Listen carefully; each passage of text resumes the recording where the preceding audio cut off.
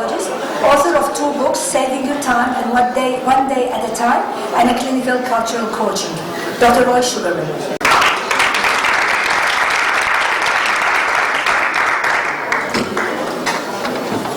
Right, thanks.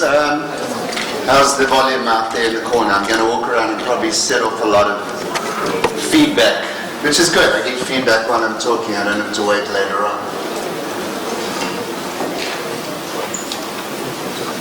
Okay, so the great news about... I'm not on my phone. It actually controls this thing. The great thing about burnout is it now is officially an illness in the ICD-11. And there's an interesting description of it. It's a syndrome conceptualized as resulting from chronic workplace stress that has not been successfully managed. It's not just workplace stress, not successfully managed, and we're going to talk about managing it successfully over there. 3 dimensions: feelings of energy depletion or exhaustion, most importantly, increased mental distance from one's job and a feeling of negativism and cynicism, and reduced professional efficacy, which is all upsetting, I'm sure you agree. Let's just go back to the control of it. Okay. So we're talking about burnout and why I'm here really more of a sports burnout expert than anything else. The average age of my burnt out athlete is 17 years old. The athletes I have to help with burnout are 17 years old. Now, how do they get there?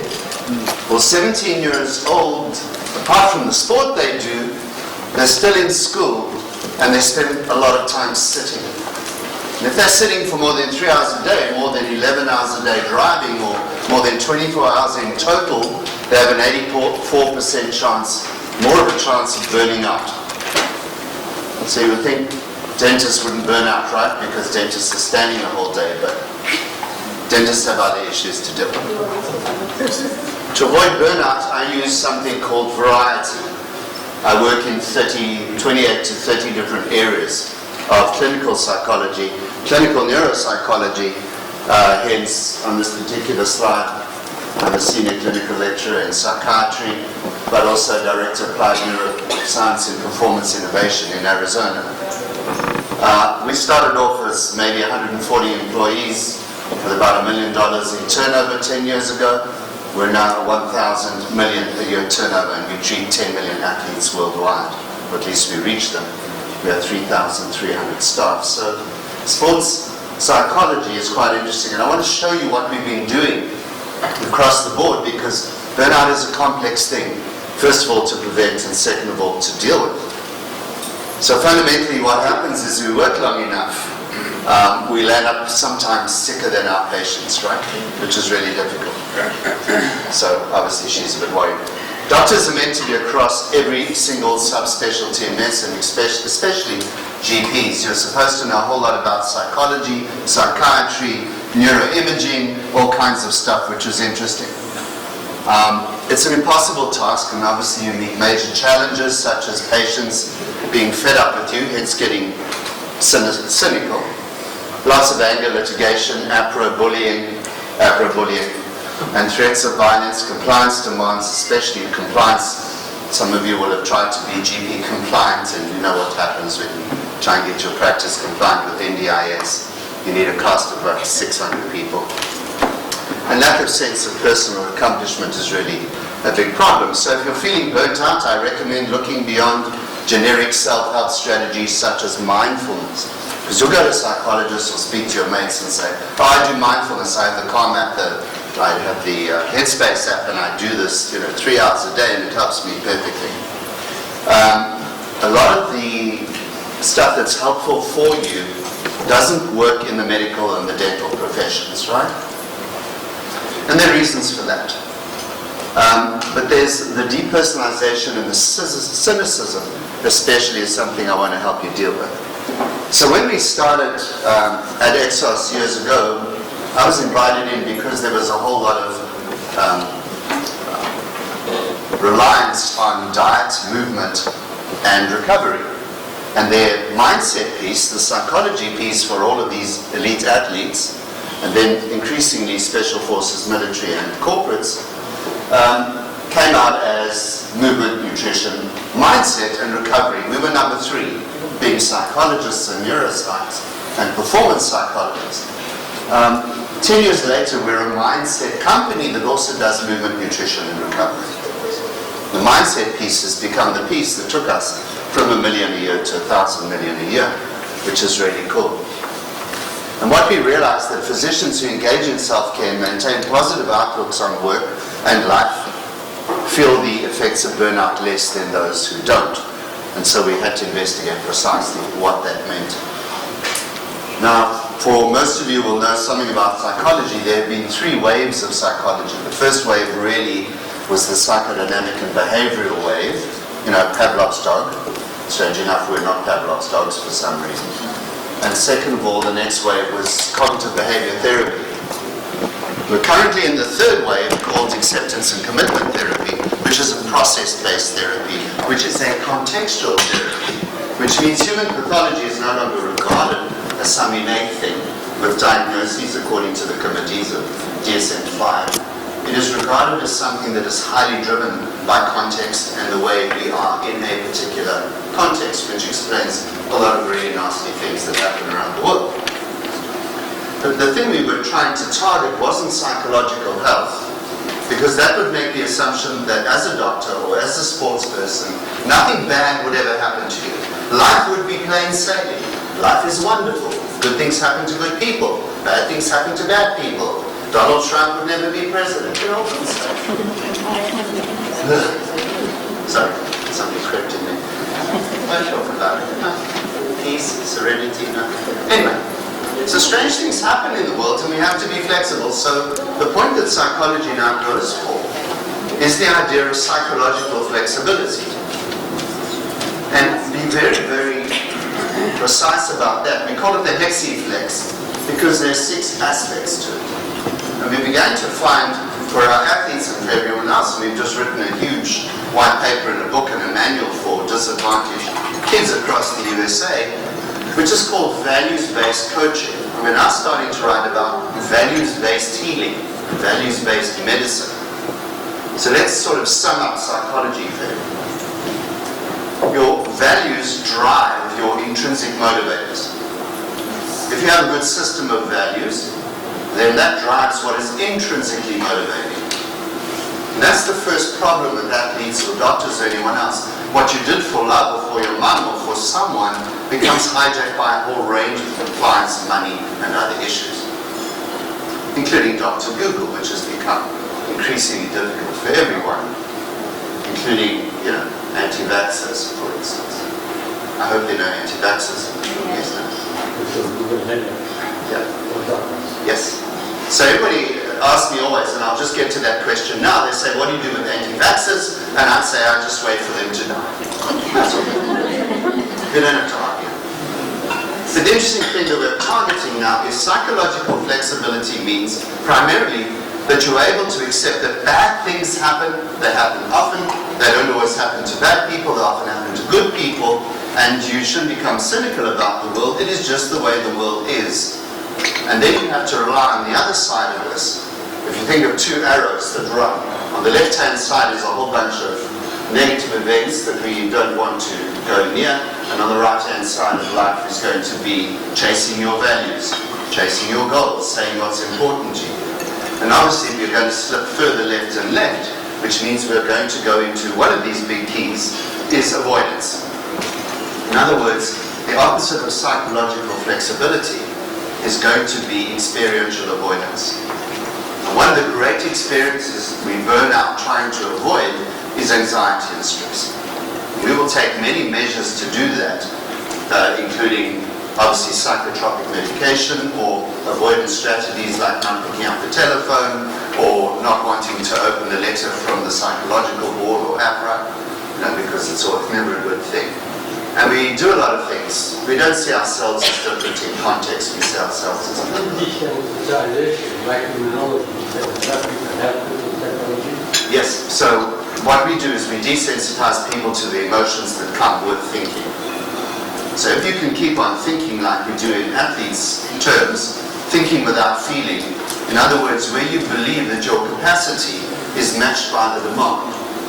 In other words, what you think you can deal with, you're being asked to deal with, you will stay in flow and you won't go into experiential avoidance.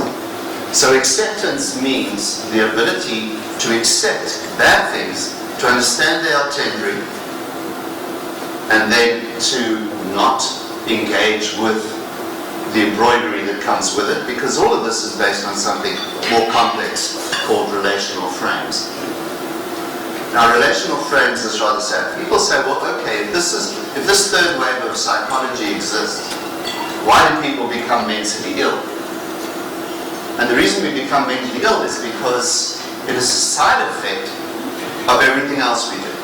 Because we are humans and because we're not Pavlov's dogs, we learn by setting up relational frames, which includes a backdoor with a huge negative component. So the fact we can be creative, we can learn medicine, we can learn extreme forms of neurology, we can even read MRI scans in 70% of the cases, we only get a drop in 30% of the cases, which is great. We have a backdoor. All of the stuff that, I mean, your parents didn't, and your professors didn't teach you everything. You formed relational frames, right? Let's take a simple example. How many have heard of Wilson's disease? Right. How many of you have treated a patient with Wilson's disease? What's the treatment? Another question. So it's a disease, 1 in 30,000 people. It's recessive, so you need both parents to give it to you.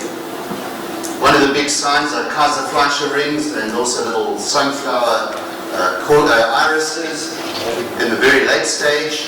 And if you don't find it and treat it, it will kill you by about 40 years old, because it affects a whole range of things, including your brain, from my point of view as a neuroscientist. And it's very interesting. But you don't have to see one to know what it is. Why? It's because relational frames has taught you a whole range of things, but you're not routinely going to treat it. So when you find it, it's serendipitous. Either it's a bit late, because by the time you can see it in the eyes, it's really getting late. Or you somehow did a scan and you somehow did some liver functions and discovered a transport mechanism wasn't there, or some other chance finding. But when you see it, you'll know it even if you never saw it before. And we don't treat many of them. I saw about 250 in one go, but I worked with mines in Africa. So, the relational frames means we don't have to experience everything to know about it. And that leaves us vulnerable, because what is going through most of our minds when we're anxious is a problem to be solved. And that's committed. That's the committed side. Unless we see our thoughts, which are worrying us, as a problem to be solved, we embroider on them. I shouldn't have done that. That was wrong. I think that patient was wrong. I don't believe the neurologist. That patient is more impaired with small vessel disease, which is just a rudimentary finding. I need a second opinion, thank you. And so on. So relational frames means that we don't just have thoughts. We have thoughts about thoughts, driven by emotions, which can very easily lead to burnout and what we call psychological inflexibility. And just being positive doesn't help.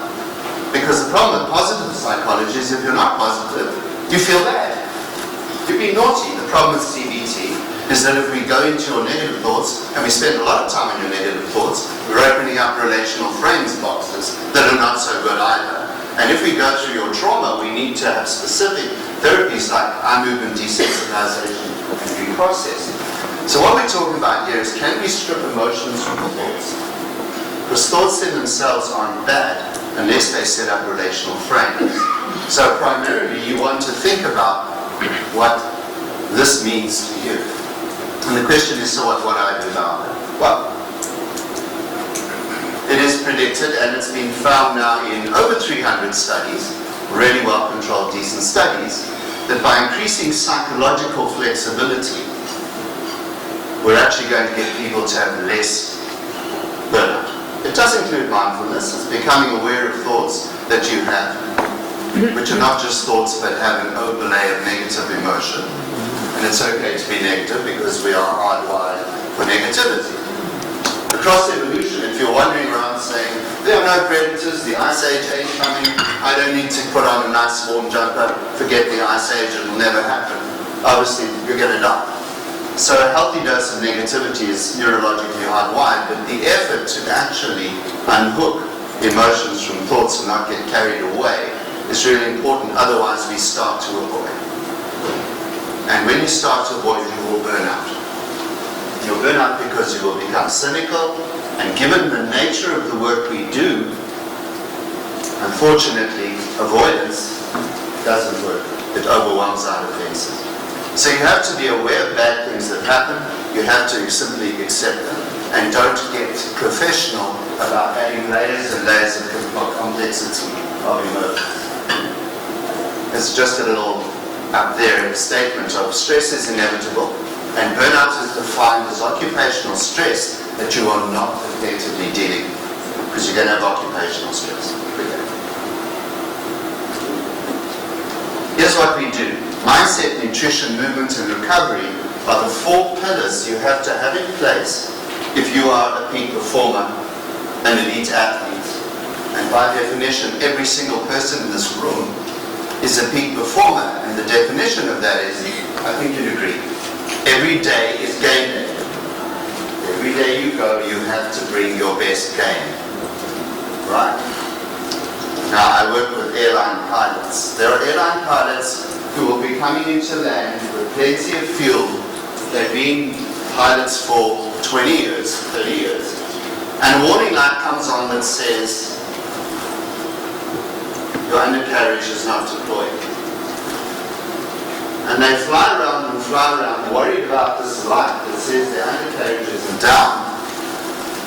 And experienced pilots have crashed the plane, killing everybody on board because they're worried about the light. Now, every pilot knows if you're going to land without your undercarriage, in most cases, very few people die. It's actually not a big deal. But climb on the runway, land without your undercarriage, put the plane down, hopefully you don't hit anything, it stops, falls apart, and maybe somebody gets hurt. We turn survivable events into non-survivable events. And yes, we understand that every day is game day.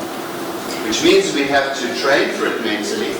We have to fuel ourselves effectively. We have to make sure we are moving often. And we have to use recovery tools, such as meditation, psychotherapy, and other kinds of stuff, massage, all that kind of stuff. I need Okay, so again, if you have a look, there's kind of hexiflex at the top of this, which says, look, being present in the moment. Now, I always tell doctors who are burnt out, there are 2 days of the week you can do nothing about. Which ones are those? Yesterday and tomorrow. Are 2 days of the week. What's done is done, and what is coming is completely unpredictable, because you never know if you're going to see Wilson's disease tomorrow without the Kaiser rings and the sunset or sunflower iris. You never know. You never know what the thing on the scan is, because neurology gets it wrong often too. So mindset is about achieving a state of mind that is psychologically flexible.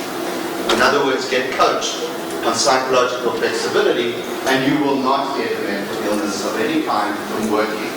It is the most effective strategy you can do. As far as food is concerned, most of you eat abysmally.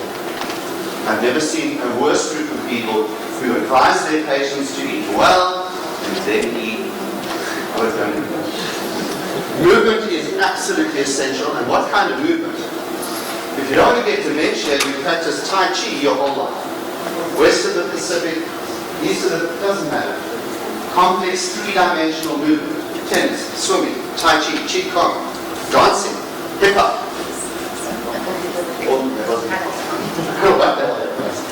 That was like, which is really cool. And finally, you have to practice recovery strategies, which would include massage, meditation, and preferably seeing a psychologist regularly, because one of the great things we can do is help prevent that. Now, I just want to finish, if I've got that right, I should have maybe one. I wrote this book in 2013. I looked at 22,000 bits of journal, and I looked at about 500 textbooks, and I put together what was then the state of the art, and I haven't rewritten one because it's too tiring to be it out of it. But it worked very well because everything I said in the book is being predicted. So what we did is a few years ago, using a lot of the neuroscience, myself and a colleague designed an app because we wanted to reduce suicide rates. So we designed an app, it cost us $340,000, it's HIPAA compliant, ISO compliant, called Be a Looper, meaning keep people in the loop. Become a person who keeps people in the loop, and you choose 5 people who float around like lava lamps on the right, and you check in with them every day by swiping up or down with one thumb. You don't talk, you don't do, you check in. And we thought it might work. October 2017, we launched it. 2 days later, it went viral in 50 countries and 167 cities. 3 weeks ago, my partner in that, Amanda Johnston, was chosen by Time magazine as one of the 5 next generation leaders, the only Australian ever to be chosen, and 1 of 10 people in the world every year who are chosen, for creating an app, which is now credited with saving $22,000. Now, that is based on a simple principle that we draw from here. One is chain diffusion, the other one is relatedness. All of the stuff I've been talking about today comes out of motivational interviewing, self-determination. These are part of recovery strategies that GPs and doctors in general can learn, which is how you engage clients, improve their self-efficacy, and avoid getting under too many stresses, because we're avoiding compliance and we're gaining adoption. These apps that we're now building, and I'm building them now for general practice, these apps are there not to make money. They are there to engage clients in adopting healthy behaviors as soon as well. So what I'd like you to think about is that if you just get some more skills going, look at the 4 pillars, you are likely to avoid the psychological effects of burnout within these very difficult professions, with a big mantra, every day is game day. You need to eat for it, think for it, move for it, and recover from it effectively. We're only human beings, okay? Right, thanks very much. Thank you, Dr. Suleiman. Any questions? In today's 24-hour society, and our body needs a third of the 24 hours of sleep. Yes. Sleep is being pushed away. Yes. We do it over the weekend, hopefully, but the weekend is even busier than the weekend. And you can't catch up. Surprisingly, I didn't see sleep there. Oh, it's under recovery. It's Yeah, there's almost a whole chapter in the book. Well, not really. So sleep is critical, and especially sleep. One of the reasons we don't sleep is we stay in sympathetic tone quite strongly in beta activity, highly focused and whatever. We can't switch off and sleep. And if you map your sleep, we're not getting really an hour or so of deep sleep, maybe 4 or 5 hours of light through restorative sleep and some REM sleep to dream about, I don't know, MRI scans. The one thing you can do is learn heart rate variability training, which allows you to use respiratory sinus arrhythmia to turn yourself into 10 times in the day, to drop your cortisol and turn yourself into a parasympathetic drone, which is really cool. So that's one great thing. And then sleep fits in with that. Get lots of alpha, blood pressure drops, everything looks better, thanks to the lower third of the vagus. So what would be your advice for the doctors to reduce the mind and physical stress, to be as a start, for those who are already having a lot of stresses in their life? What would be the best advice you would say as a start? So start is behavioral activation. Now, behavioral activation is part of 3rd generation psychotherapy, which means we get you to do little things that make a big difference, which you enjoy. So we get you to get up at the same time every morning, and go to the same place that you feel good. And we use a lot of behavioral activation, like you make you go to sleep in your jogging pants. So when you wake up in the morning in your own pajamas, you're ready. Put on the shoes, you're out of here. And if we link each behavior to the next behavior, we get you into a good habit. The only problem with good habits is that a simple habit can take 240 days, not 21. You've got to keep on going. So we introduce very small, low threshold behaviors across a very long period of time. It takes a very long time to change bad habits. We don't try, we just put in good ones. and hope the bad ones die. Thank you. Good luck. Thank you, Dr. Suleiman. We're pressed for time. Thank you very much. We're going to have Dr. Petrus. She's a specialist prosthodontist, completed her doctorate in clinical dentistry and orthodontics at the University of Sydney. She works privately as Sydney cosmetic specialist and publicly at Westmead Hospital. She's a clinical supervisor at the University of Sydney, and she's the current prosthodontist of the Australian Prosthodontic Society.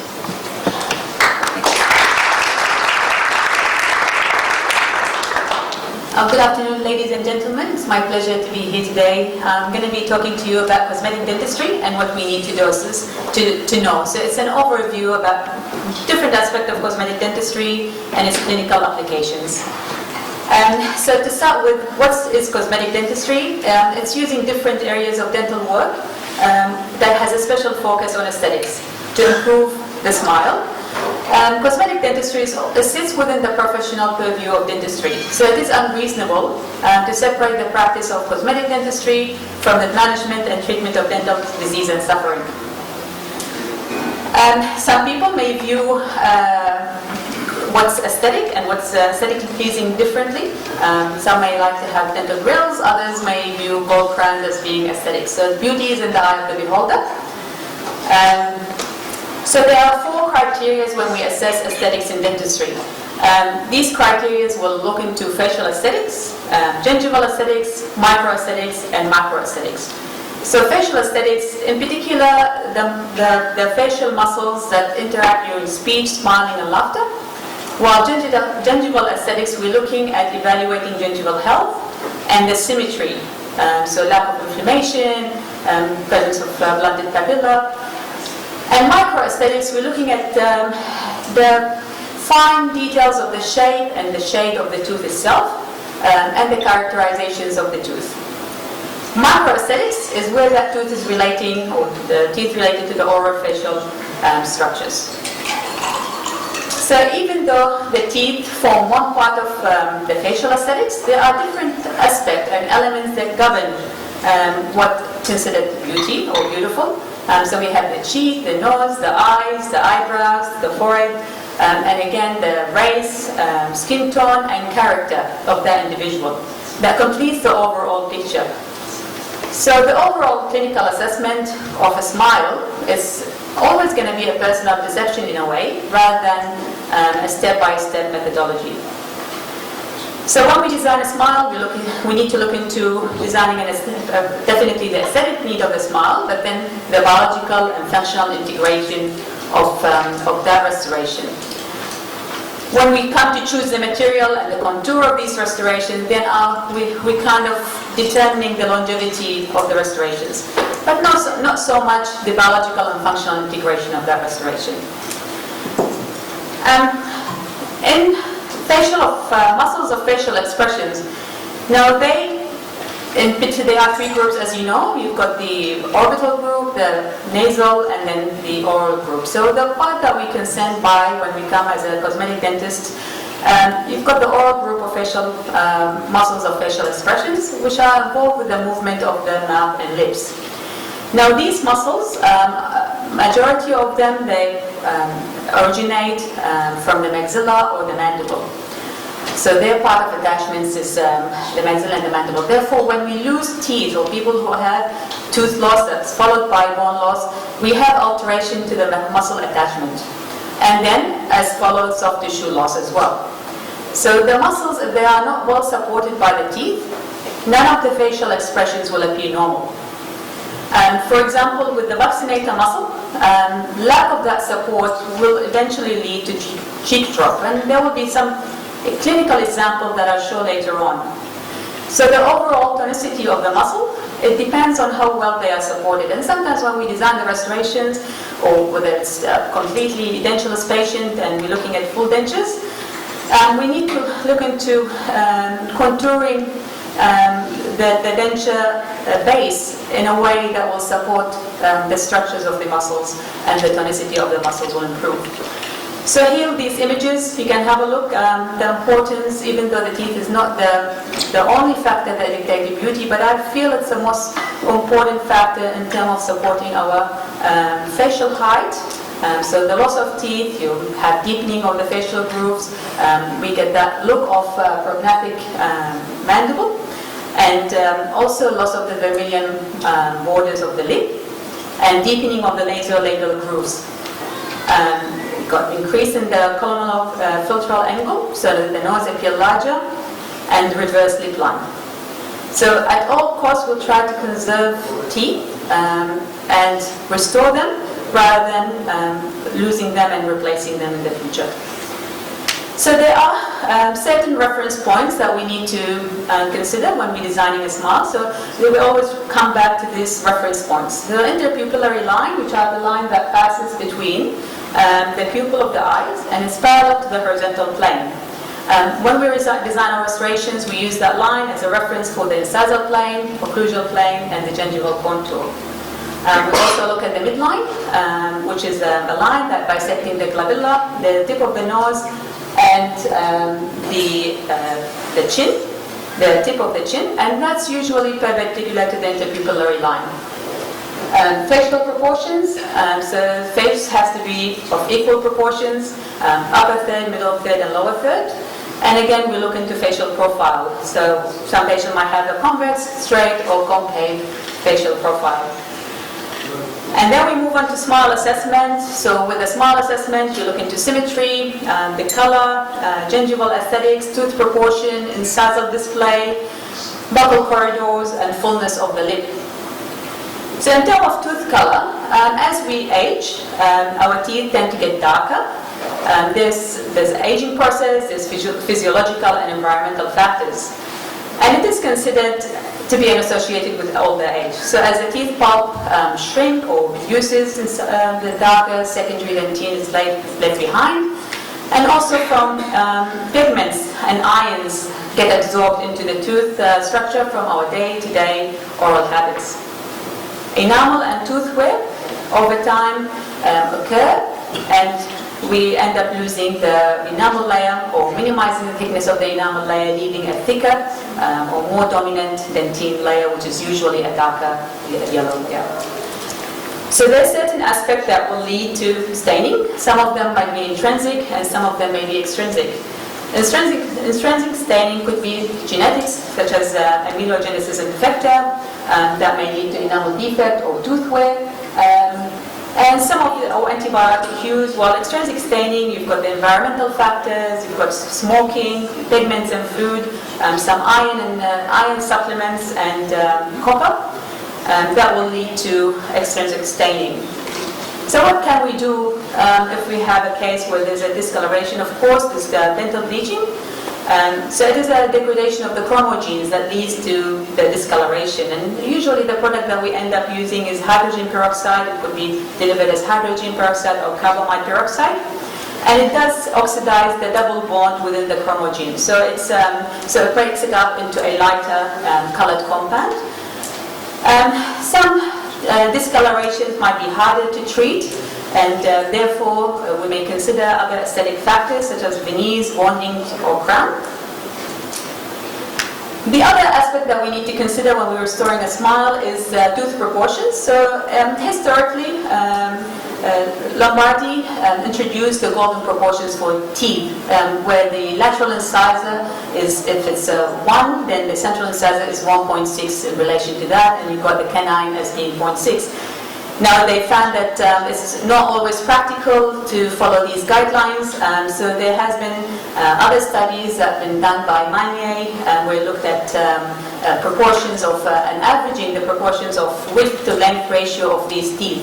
And we use these guidelines to design our restorations later on. So for unworn teeth, centrals, laterals, and canines, they're coming up with numbers. So for example, 78% for unworn centrals, while lateral incisor 73% and canine at 73%. So we could use that as a reference. Then we assess the incisal curve in relation to the lower lip. Majority of teeth, you'll find the convex lower lip, the teeth it's more aesthetically pleasing if the teeth are designed in a convex style as well. With a flatter lip, it flatten the size of display. Tooth exposure at rest, and that tend to vary from 1 to 5 millimeters, and with women showing more teeth and younger patients also showing more teeth. As we lose muscle tone, and that's with older age, the muscles tend to drop, so we end up seeing more lower incisor display than upper incisor display. 5 minutes. Buccal corridors is another factor that we look into.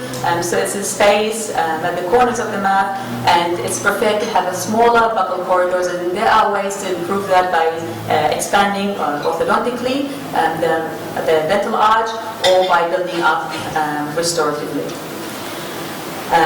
Gingival aesthetics, we look for symmetry.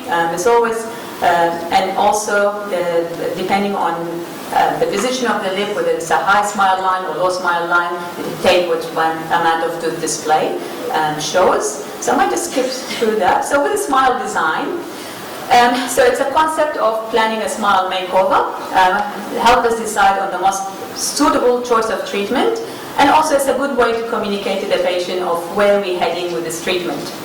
So what we can do is diagnostic models, website, templates that we can copy and show the design in the mouth. Digitally, we can also display where the teeth are anticipated to be positioned. And now there's a 3D display of where the smile can be that you show on the patient themselves. So there's different parts of cosmetic treatment, from bleaching to crowns and gum reshaping. So for diastema closure, sometimes something so simple, just addition of bonding to close the diastemas, you end up improving minimizing the appearance of the black spaces. Occasionally, you may need to use crowns and veneers. Veneers, I think everyone knows, they're the thin shell of ceramic or porcelain or composite that's bonded to the tooth. Or crowns is the caps that covers the tooth itself.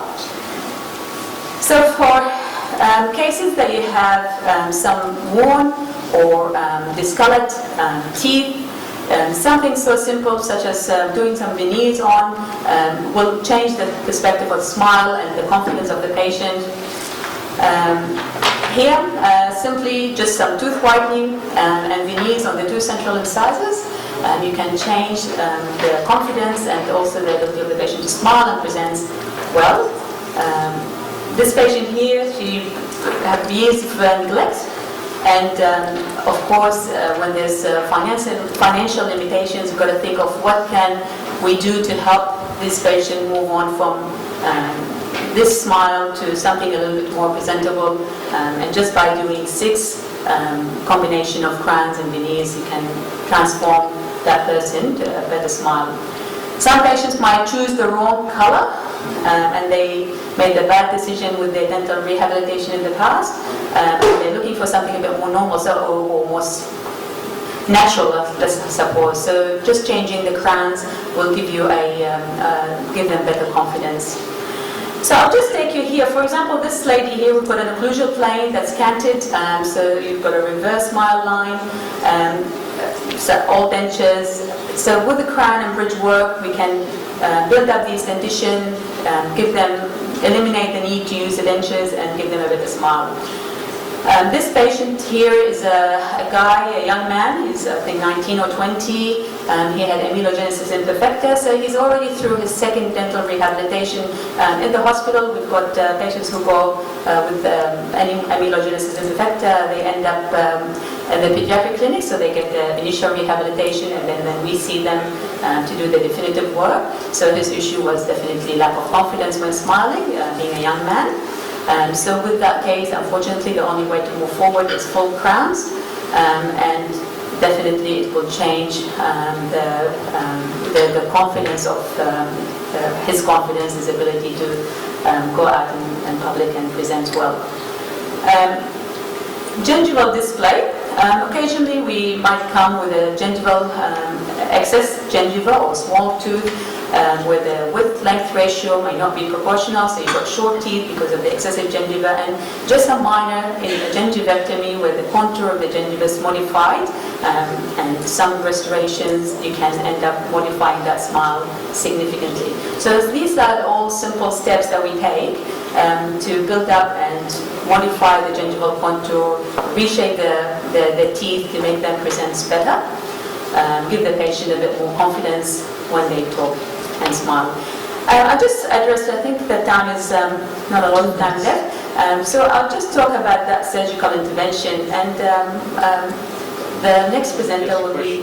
Just up to what age you do these things? Very young age, no problem. I've got patients who might be 85, 90-year-old, and they're coming for implant supporting overdentures. I think as long as you're willing to live and wants to present well, there's no age limit. No issue. So with surgical intervention, this is an interesting case. It's also another amylogenesis defector. So we've got difficult presentation. There's a skeletal discrepancy, maxillary excess on the left-hand side, anterior open bite and unilateral posterior open bite. There's a functional and aesthetic limitation for this lady. So doing that just restoratively is not possible, so we have to look into, so you can see the cant in the occlusal plane, so we have to look into surgical intervention. So what she had is a maxillary impaction, a unilateral maxillary impaction, and then we did a full contour crowns, and to transform the occlusion, she's able to close her mouth, chew, smile, and be a bit more confident. So you can see the occlusal plane is a lot more even than it was before. Another young man who presented with a class 3 skeletal discrepancy. So he's got, of course, kind of a concave facial profile. Dentally, the limitation is the anterior open bite and the lack of anterior contact and the cross bite. So with this case, we work with our maxillofacial colleague and orthodontist to get the teeth of the maxillary advancement. I think we had a mandibular set as well, and orthodontically position the teeth. He is missing the 2 lateral incisors, and I ended up doing the implants for him for the lateral incisors. But it's the whole planning of this case. So it is cosmetic, but it's also functional integration of his aesthetics. So you can see the occlusal presentation of the occlusion with the anterior open bite and the class 3 presentation, and then the class 1 outcome at the end. We can also use implants to restore aesthetics and function. So the implants could be like a single tooth implant, or could be a full arch, 4 implants or 6 implants, depending on what needs. So this patient is very conservative with his smile. He wasn't confident going out in public because of his dental presentation, and just changing his, providing him with a restoration that he's able to function with and smile, boosted that confidence. So you can see the intraoral presentation before, and what he ended up having is an implant-supported maxillary prosthesis because he gags and cannot wear dentures. So that was the most suitable treatment choice for him, and a partial denture in the mandible. And just with that, it just changed his presentation fully. I might just skip that. All right, so just quickly, that case, because I think it does address the soft tissue implication of tooth loss. So this lady here, she presents with, if we look closely at the soft tissue support of the lips, because of the loss of the teeth, definitely the lips and the muscles tend to sink in, because of the lack of the tooth support. We went for implant replacement in the mandible, so implant supported tooth prosthesis, and just a full standard complete denture in the maxilla. Transforming her from that to this, just using a simple upper denture and an implant supported lower bridge. But you can look at the impact on the face. She presents differently. She looks like 10 years younger by having a well-fitting dental prosthesis in her mouth. Just lastly, there are other techniques that are maybe less invasive, that we work with our plastic colleagues to help for people who have long upper lip with minimum incisal display or really short upper lip, so there's a high gingival or gummy smile. So lip lift, it does shorten the distance from the subnasally to the vermilion border, and that's something can be considered if the patient complains of not being able to show teeth while smiling. It will lift up the upper lip, and that's a clinical example there. And with maxillary access, instead of going for maxillary reduction, maybe a simpler procedure, for example, myotomy of the depressor septum, will lengthen the upper lip with some lip fillers, and that minimizes the gingival display as well. The recessive chin or recessive mandibles can be camouflaged as well with some chin implants, as opposed to like a mandibular advancement if the dentition is in a correct position. So this is an alternate way to consider for some of our patients. So just a chin implant, and we improve the profile of the patient significantly. Well, thank you very much. Thank you, Dr. Zubair. I think we have one question. If somebody have one question? No? No question. Dr. Sam says no. Okay, thank you, Dr. Zubair. We're going to present now Dr. Kofi Boateng.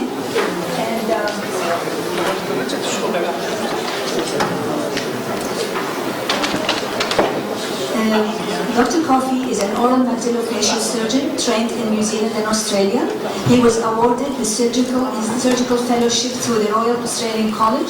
He currently holds a visiting surgical specialist at the St. John's Hunter Hospital in New South Wales, and also in a private practice in Westmead Private Hospital. Thank you.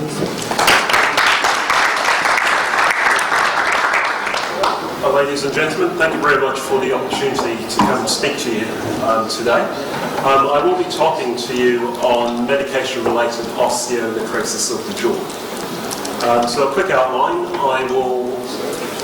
I'll discuss the definition, which medications put patients at risk.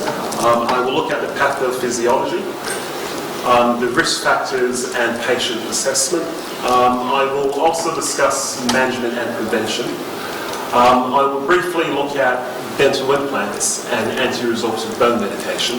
This is a question I do get a lot of inquiries about from my dental colleagues, and I will also give some recommendations. So medication-related osteonecrosis of the jaw, there are three things which you need. You need to have exposed bone in the jaw for longer than an 8-week period. There needs to be no history of radiotherapy to the jaws, and the patient needs to be currently treated or previously treated with a bisphosphonate medication, a rank ligand inhibitor, or an anti-angiogenic medication. Now, some older texts, they do refer to this particular disease as a drug-induced osteonecrosis of the jaw, or a bisphosphonate-related. So they're all the same thing. So look, the presentation, it can be quite mild. Over here we can see that there is an ulcer and exposed bone in the right posterior mandible on the lingual aspect. Sometimes this is the type of presentation you may see. It can also be a bit more severe.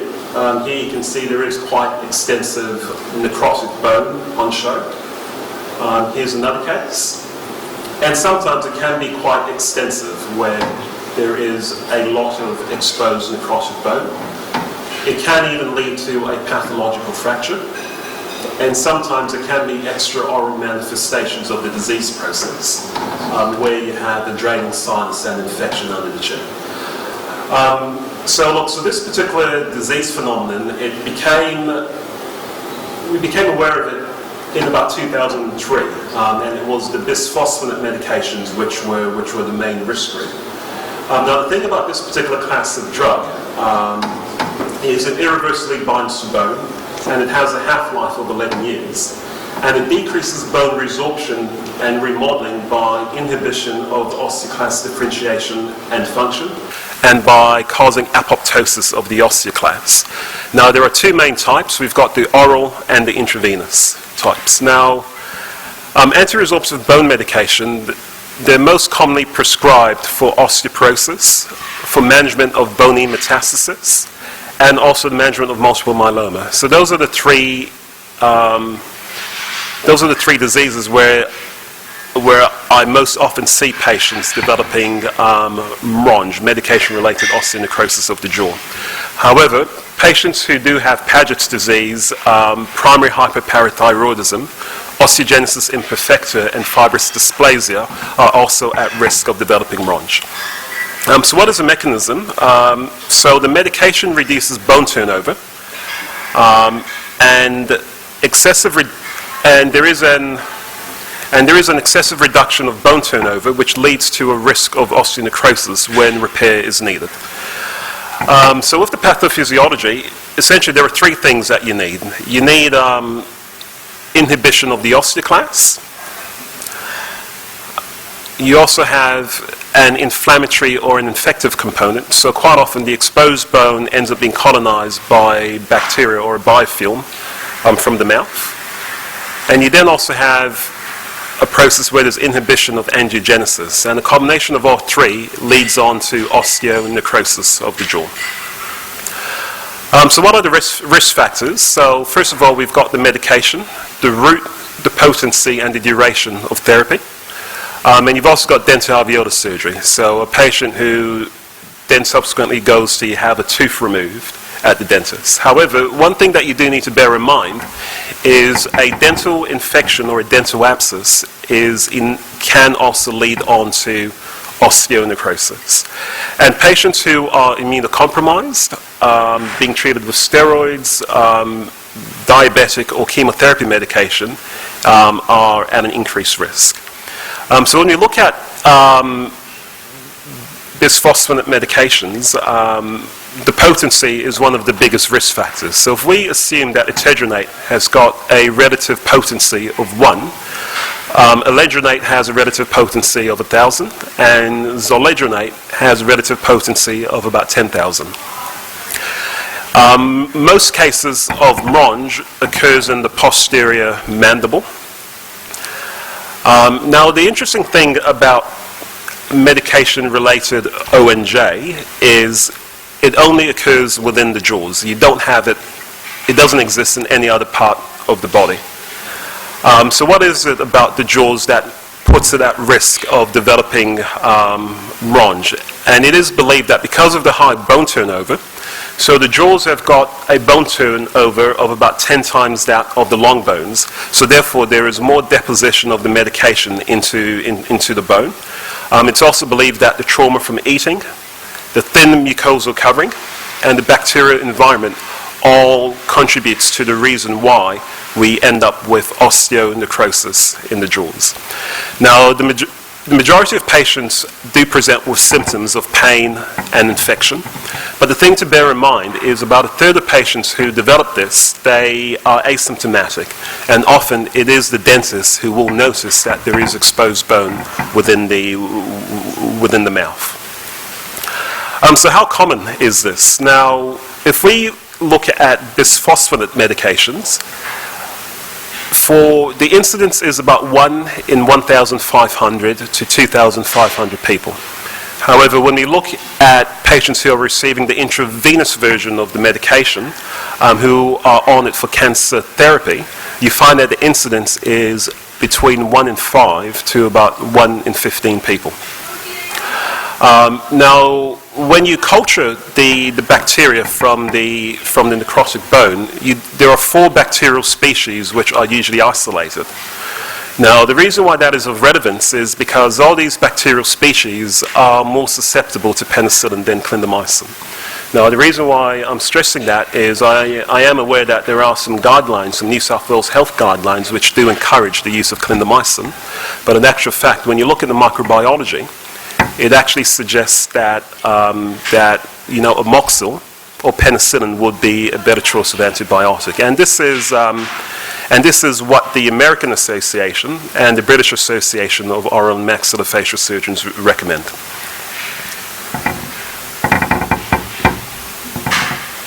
Right, so risk assessment. Now, before I proceed, I need to basically discuss about a serum collagen telepeptide test. Now, this is a blood test where it is a measure of bone collagen fragments which are released during osteoclastic activity. So essentially, it is an indirect measure of bone turnover. Now, there was a study by a Californian maxillofacial surgeon in 2007 where, using this particular blood test, he was able to come up with a relative risk stratification where the CTX level of less than 100 units represented a high risk of developing RONJ. A level between 100 and 150 was of medium or moderate risk. And a CTX level of greater than 150 was associated with low risk of developing RONJ. What Marks also found from the study from 2007 was that patients who were on the oral version of the medication, they had a less severe form of RONJ. He also found that if you were to put the patient on a drug holiday and cease their oral medication, that often the CTX score increased by 25 units per month. He also found that the duration of therapy was critical.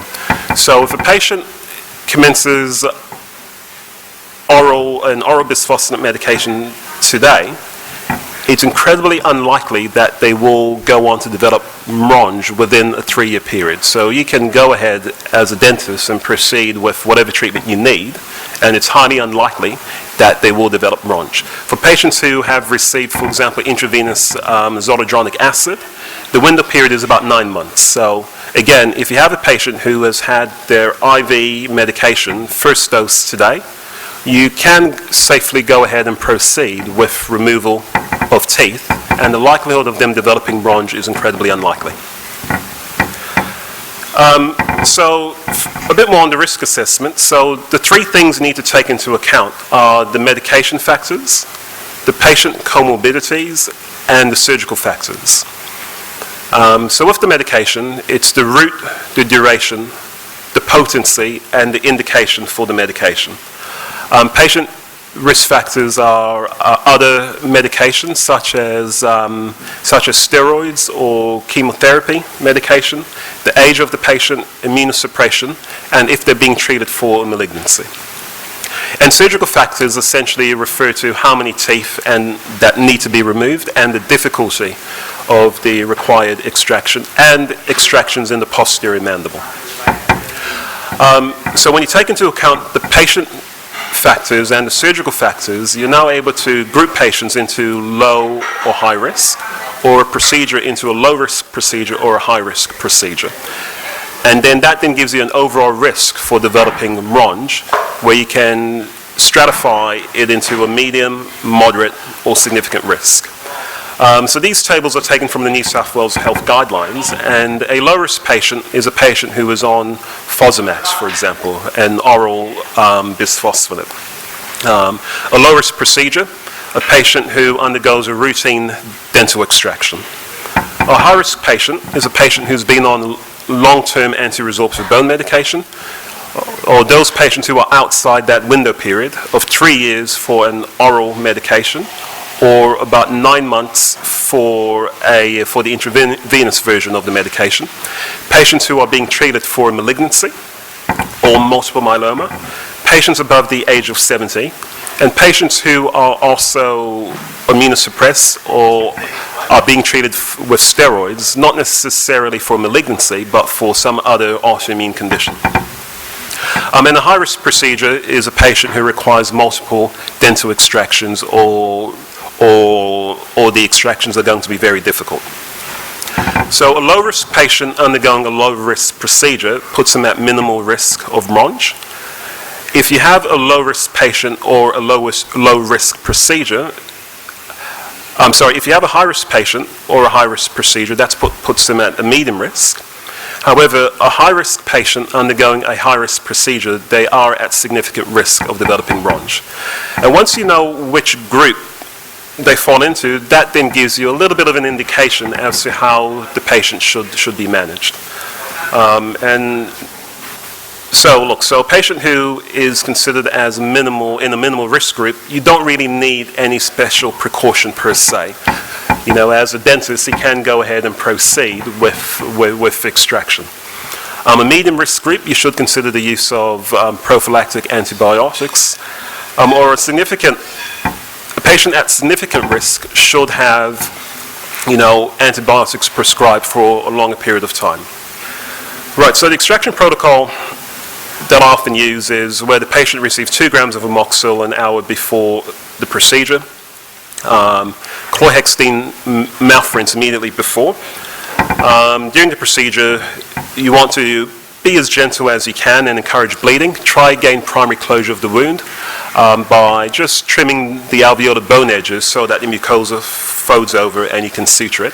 Post-operatively, I put the patients on between 5 to 10 days worth of amoxil, really depending on their risk, and they are followed up closely. Now, if MRONJ does occur, just localize debridement with the use of antibiotics and sometimes a rotational mucosal flap to gain primary closure is what you need to do to try and resolve it. And you just also need to treat any other sequelae that can occur. So if we go back to this lady here, she was a 70-year-old lady who was referred to me by a local head and neck surgeon. She had been on clindamycin for a 3-month period, yet she continued to have pus draining out of a sinus in the right mandibular region. So the OPG revealed her to have a pathological fracture. So for her, after I performed localized intraoral debridement and repaired the intraoral wound, she then required an excision of the fistula. 5 minutes. An exposure of the fracture site with localized debridement. And then she then subsequently had to undergo fixation with what we call a reconstruction plate. And she had everything recovered quite well. Now, this particular medication, Prolia, initially when it came onto the market, we were of the belief that it would solve all the problems we had with MRONJ. So Prolia is a monoclonal antibody for it's a rank ligand inhibitor. It is an alternative to a bisphosphonate. But one of the main advantages of this medication is it only has a half-life of about 32 days, so it's deemed as being irreversible. And that's the reason why, after about 5 months, the serum concentrations are quite minimal, and that's the reason why, doctors prescribe it 6 monthly. So how does Prolia compare to bisphosphonates? So this particular study here from 2015, there were a total of 9,000 patients who were being treated for solid tumors, and what they found was the relative risk of developing osteonecrosis of the jaw was about 1.48 compared to an oral bisphosphonate. So in other words, a patient who was receiving Prolia, they are twice as likely, they're 50% more likely to develop MRONJ compared to a patient who is on an oral bisphosphonate. Okay, but remember I mentioned earlier that the overall risk with a bisphosphonate was about 1 in 1,500. So you can see that the overall risk is still quite low. So I've got, I think, about another 3.5 minutes. So I'm just going to quickly discuss anti-resorptive bone medication and dental implants. This is a query which I often get a lot of dentists asking me. Is it safe for a patient who is on an anti-resorptive bone medication to have an implant placed?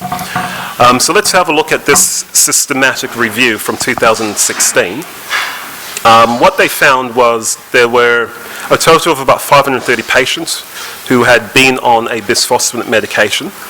There were a total of 1,330 implants placed, and 113, or about 9% of them, were lost. And 15% of patients went on to develop osteonecrosis. And what they also found when they looked at those 78 cases of osteonecrosis was it was most often in the posterior mandible. Now, when we have a look at the individual studies that were used for this particular systematic review, you can see that patients who were receiving an oral bisphosphonate because of osteoporosis, there were absolutely no cases of MRONJ, or osteonecrosis of the jaw. When we look at the cases where the patient was on an IV bisphosphonate, often due to malignancy or multiple myeloma, that was where all of the cases of MRONJ occurred. So you can see if you have a patient who is on an oral version of the medication, the likelihood of them developing osteonecrosis of the jaw is incredibly unlikely. Right, so what's my recommendation? So I think that it is important, for the doctors here, the medical doctors, that before commencing a patient on an anti-resorptive bone medication, it is important that you do mention to them the risk of developing osteonecrosis of the jaw. You should have them go see their dentist for a very thorough assessment. And for the dentist, any tooth which is compromised or infected should either be treated or removed. You do need to encourage the patient to have regular dental checkups, 6 monthly. For the GPs or the doctors, I would consider using denosumab rather than zoledronic acid if it's clinically appropriate. And the reason for that is denosumab only has a half-life of 32 days. And it's a lot easier to manage cases of ONJ or MRONJ in patients who are on who are on denosumab compared to zoledronic acid. So in summary, MRONJ, the incidence with oral medication is about 1 in 1,500, whereas IV cases of MRONJ relating to an IV medication is up to about 20%. MRONJ can be caused by dental and periodontal infections. Quite important, it's not just about having a tooth removed. The bacteria associated with MRONJ are more susceptible to penicillins. Denosumab is associated with an increased incidence of MRONJ compared to an oral bisphosphonate. Do consider a drug holiday if you deem a patient at risk of developing MRONJ if they are to undergo a dental extraction. And lastly, dental implant placement is not necessarily contraindicated in patients who are on an oral bisphosphonate. And there appears to be minimal risk with osteoporotic patients. And if there's any doubt, please refer to your local oral and maxillofacial surgeon. Thank you.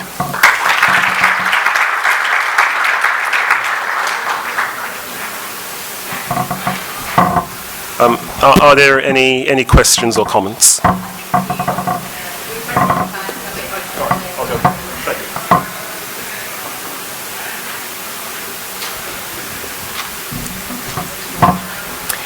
Dear colleagues, can you please help me welcome our next speaker, Susanne Wallace from Marine Agnew Lawyers.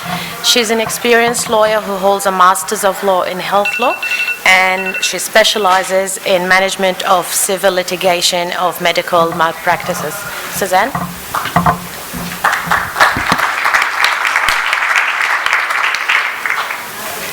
Claims against health professionals are on the increase.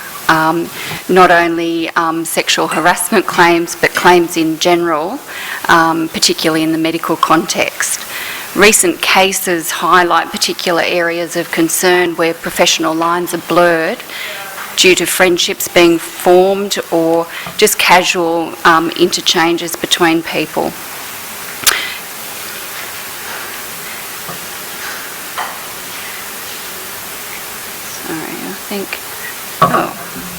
So today I'm just going to give a bit of an overview of recent issues in relation to sexual harassment claims in general and what to do if a complaint is made. Sorry, I'm not sure.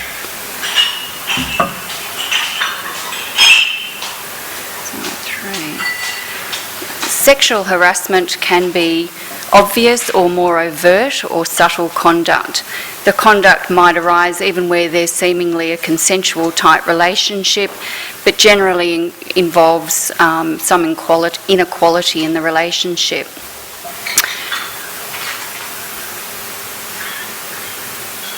Sorry, these are the things that I'm going to look at today, just the complaint process, dealing with the complaint and minimising risks. So the overt conduct is generally fairly easy to identify, but even a recent case before the tribunal emphasised how lines can be blurred. In a particular case, a GP treated a patient for a mole, did a check on the mole and referred the biopsy did a biopsy and sent it off to check. That GP was not the regular GP. The patient decided to contact the doctor herself, made contact via Facebook, and then started making other overtures, and a relationship developed. The GP did not continue to treat the patient, albeit did chase up the pathology results. The patient spoke to her usual GP about the relationship, and the patient happened to have a history of sexual abuse, and the usual GP was concerned, and as a result actually referred and made a complaint about the doctor that was in the relationship.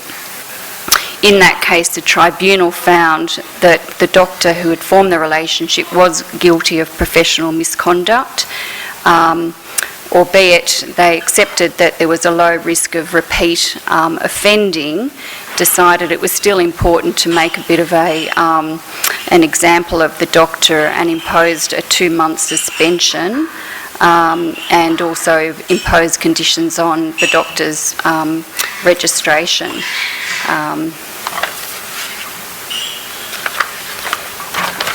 Other conduct is much less obvious, and it could really arise due to misinterpreting behaviours or poor communication. So it could be just comments about, sexual preferences, sexual history, just even looking at a patient that makes them feel uncomfortable. And unfortunately for the healthcare professional, you might really not have any great indication that the patient is feeling uncomfortable. An example is a GP who prescribed hormones to a female patient that I was involved in acting for, who was complaining of low libido. In an attempt to empathise with the patient, the GP talked about his wife having a similar problem. Unfortunately, whilst it was said quite innocently, the patient made a complaint about sexual harassment. So it can be just merely a comment. There are several avenues for making a complaint, depending on where the conduct happens. If you're working in a private practice or a hospital, yes. The boundary of sexual harassment, you come to this. Yeah. Either they are they don't understand what they are doing, yeah, or something going wrong in our society. I think I'll get to that, but I think a lot of it is just knowing who your patient is, and people complain about lots of different things that could be quite innocent, and so you're very vulnerable. So it really is about making sure you have some protections around yourself, because particularly when your colleagues can make complaints as well. So that's one of the difficult areas, because the threshold is very low. And that is that there is a reasonable belief that there has been inappropriate conduct. Remaining time 4 minutes. So it can be very difficult. But once you get caught up in the process, you've just got to get yourself out again. So, this is whether or not, there are mandatory reporting obligations. So you might not be the subject of the complaint, but you might have information that compels you to notify.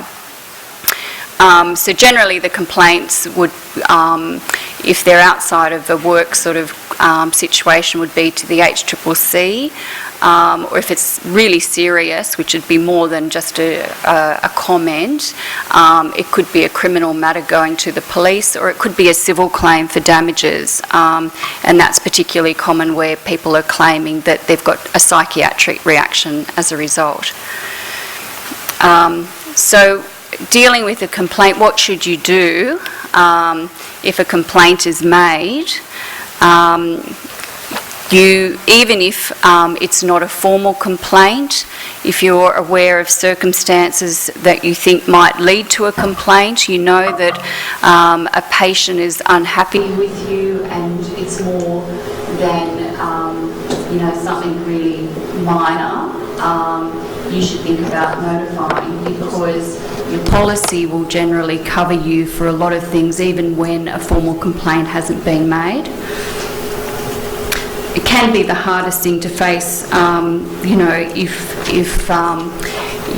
you've been accused of something. The temptation is to think that it's very minimal and you can handle it yourself, or it might go away, but that rarely happens. So it is better to try and get advice. At the very least, speak to a trusted colleague and get a second opinion from that colleague. But the test is not whether you thought that you did the right thing or not. It's really going to be judged by somebody else.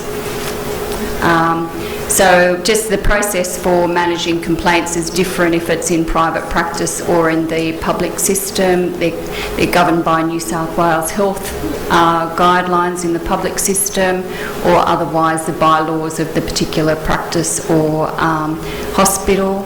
But essentially, if you are faced with a complaint, the first thing you need to do, other than notify your insurer, is to find out the detail of the complaint. Don't think you know necessarily what it is.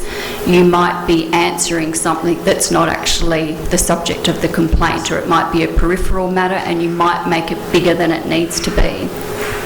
But you're entitled to get full information about it in advance. So all of the regulatory bodies talk to each other. The complaint, if it's made to the HCCC, they will refer it on to the Medical Council, vice versa, and if they want to prosecute you, it will go through the NCAP procedure. So at the most serious level, your medical registration is in jeopardy and you need assistance. 1 minute. Yep. So how do you try and minimise complaints being made? Patient selection is probably number one. You're not always going to be aware, but if you feel that it's just not right, you're generally, that's true.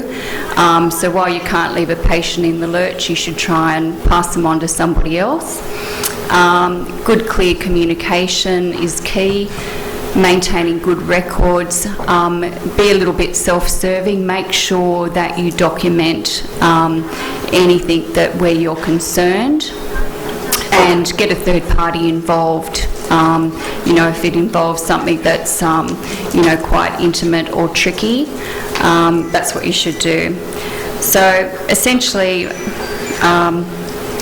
it's really about trying to maintain good professional boundaries.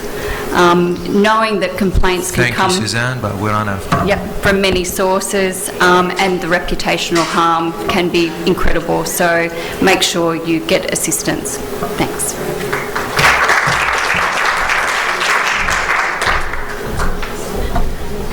With the great pleasure, I would like to introduce Justine O from the Health Business Banking Manager from NAB Health, and Craig Woodward from Medfin. Thank you. Thank you very much for having Justine and I here today.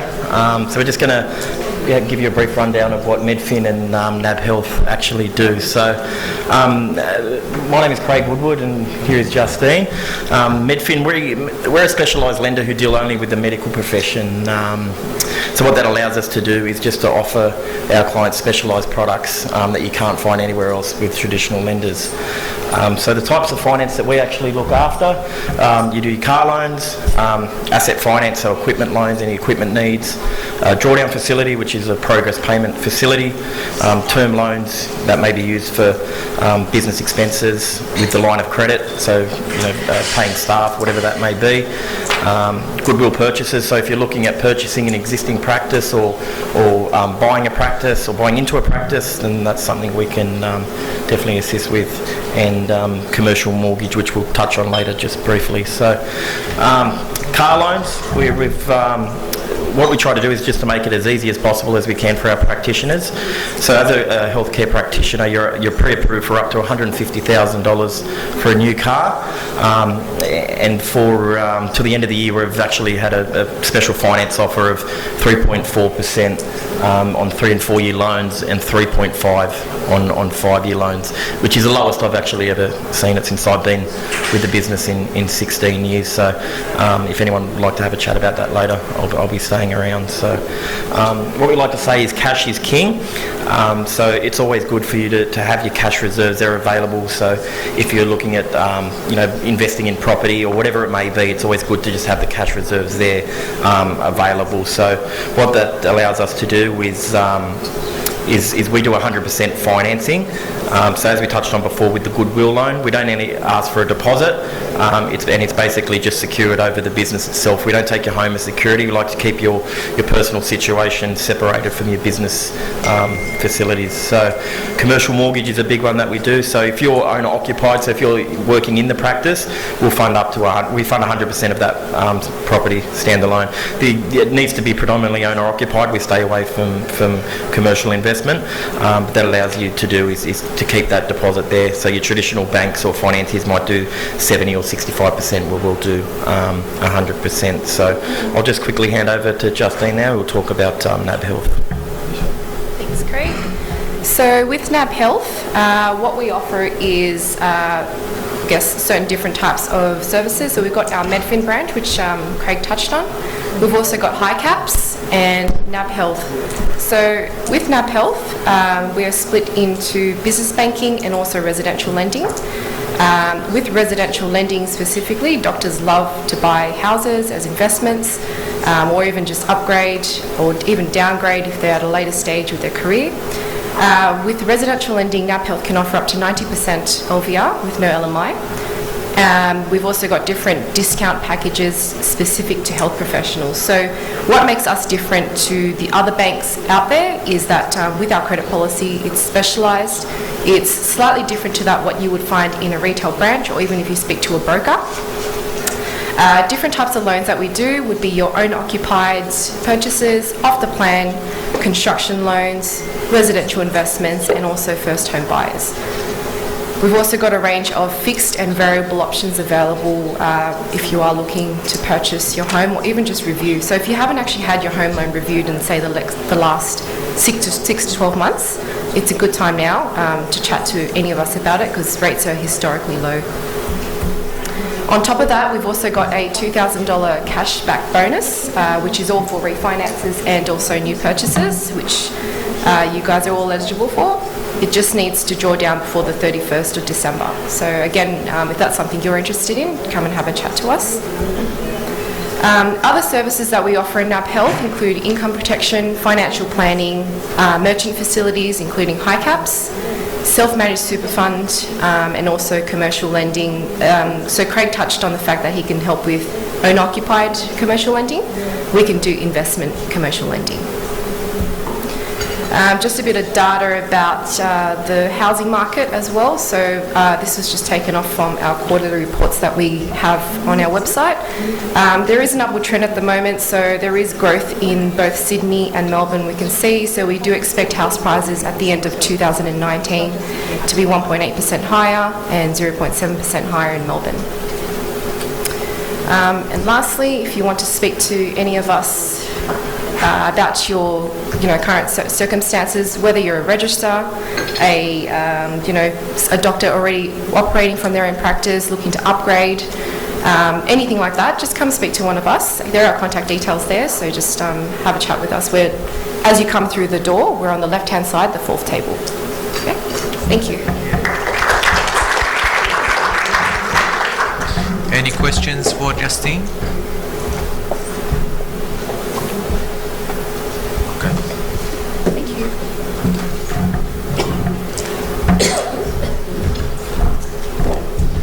Next, I would like to introduce Jacob Famiiy. He's a chartered accountant, graduate of UTS Sydney Business, and he's studied international business in Oregon State University, and he's the founder of Advisory Corp Accountants. Thanks, Jacob.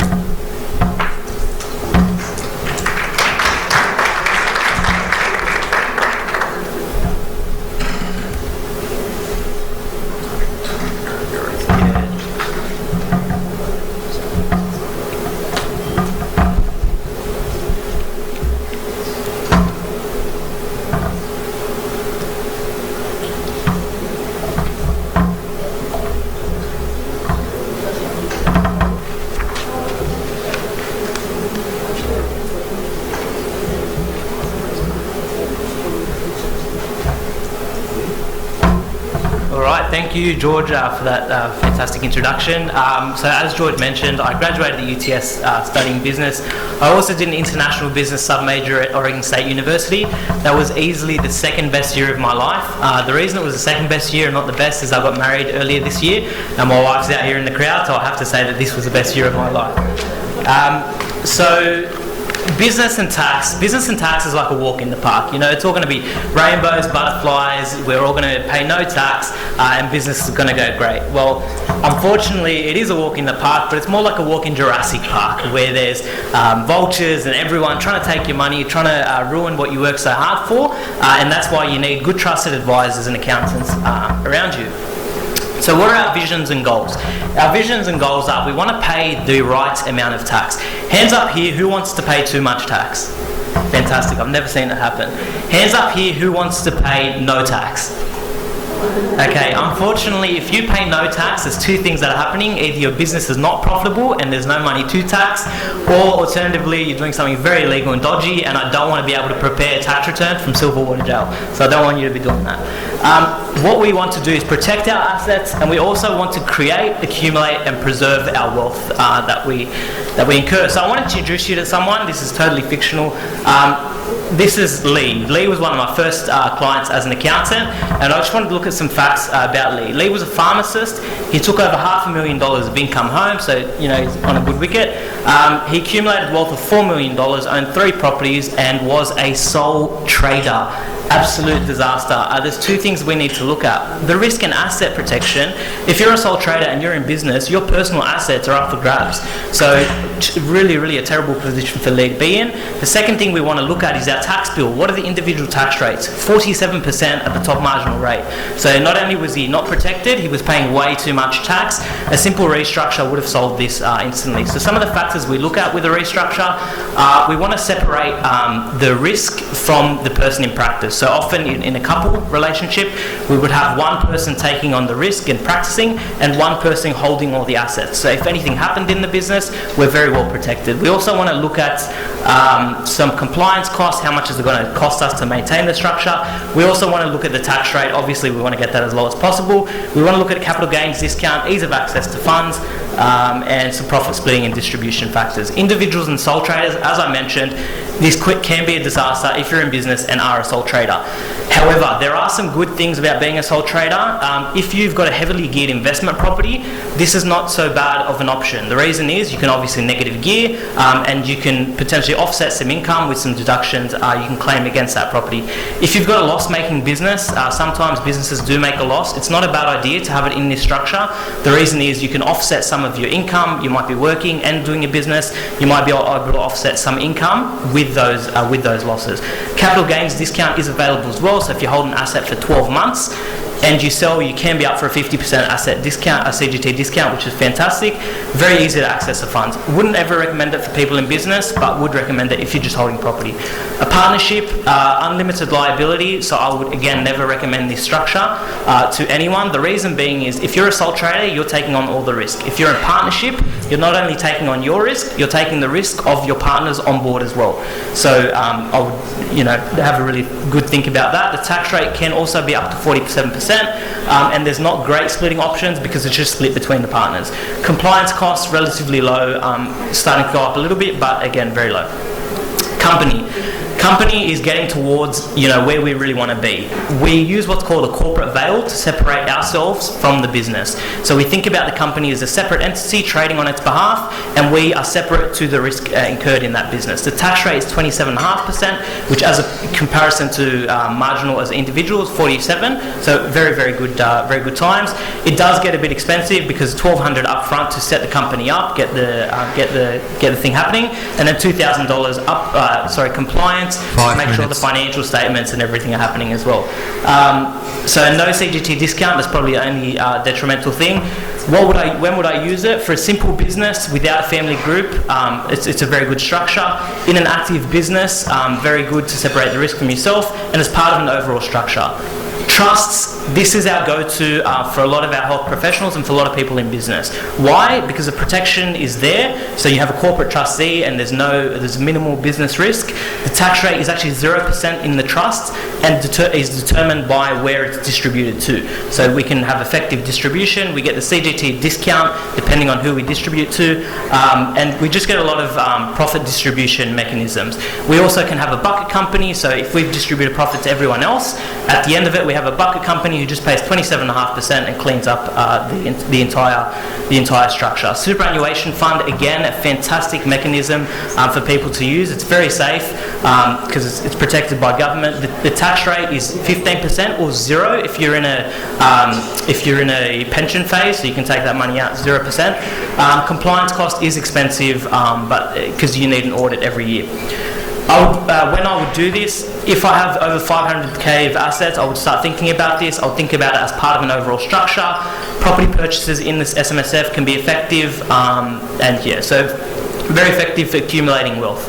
Common medical practice structures, here it is, it's a service entity type structure.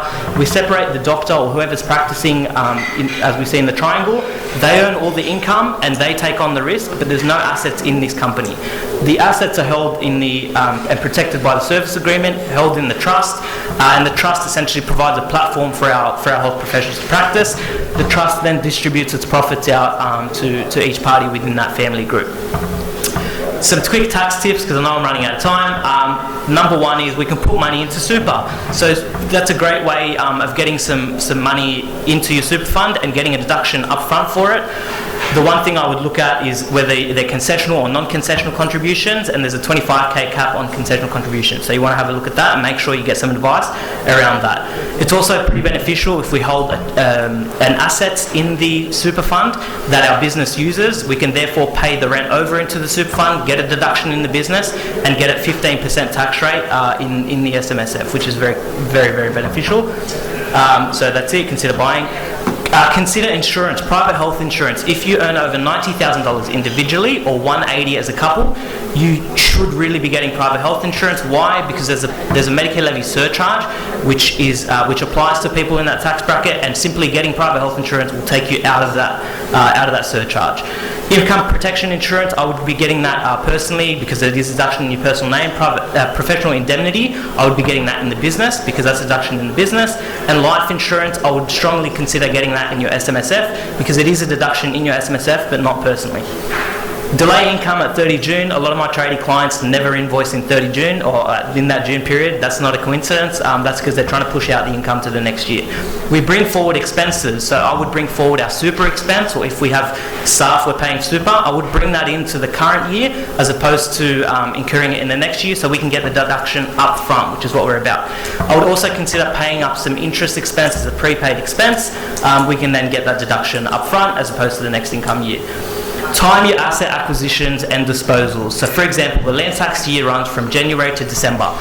If I was creeping up to the land tax threshold, what would I do? I'd be delaying the next asset purchase to get it over into the next income year, so I don't breach the threshold in this year.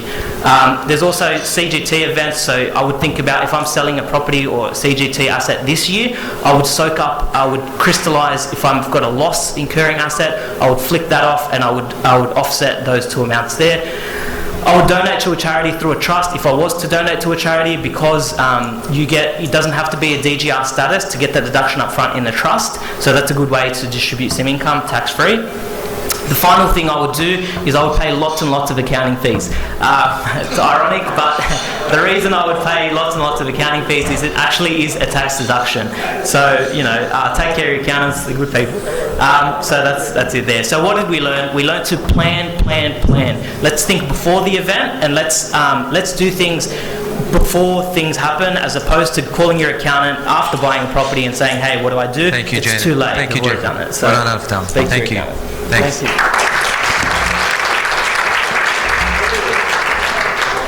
Just to remind everyone, we're moving on to the afternoon tea for a quick break. Thanks. Okay, just we will have a short afternoon tea break. Maybe we'll reconvene again 3:35. Can I remind everyone, please, to stay for the final session? That's very, very important. We have a stack of great speakers who are coming, invited speakers. So I'm sure you will enjoy it. And also, it looks good for our association if the rooms still many people out there.